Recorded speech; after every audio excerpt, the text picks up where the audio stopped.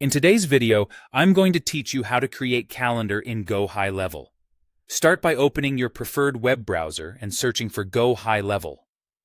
In the results, look for the official site so you know you're in the right place before you sign in. When you're on the site, head to the option to log in to the app. This takes you straight to the secure sign-in page. Sign in using your regular business credentials, or choose the Sign In with Google option if that's enabled for your account. Use whichever method you typically use to access Go High Level. Once you're in, you'll land on your dashboard.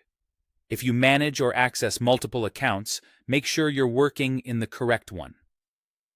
Click the option that says something like, "Click here to switch," then choose the account where you want the new calendar to live.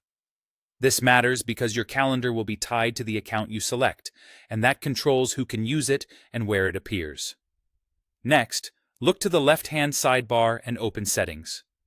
This is where most of the administrative tools live.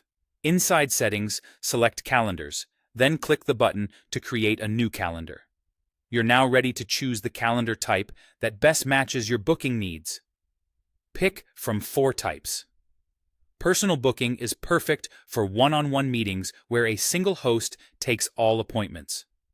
Round Robin is great for teams, automatically distributing bookings among multiple members so availability is balanced.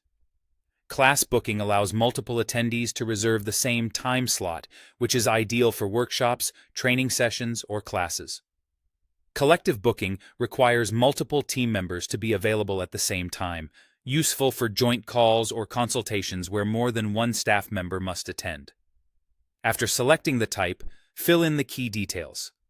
Give your calendar a clear name that makes sense to both your team and your clients.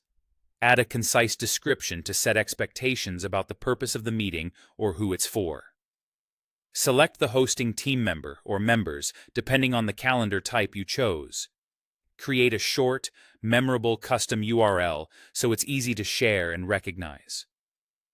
Finally, set the meeting duration to match your workflow, whether that's a quick 15-minute touch base or a longer strategy session. When everything looks correct, click Confirm. Your calendar is now created and ready to use within your selected account. You can come back to these settings anytime to adjust details as your scheduling needs evolve.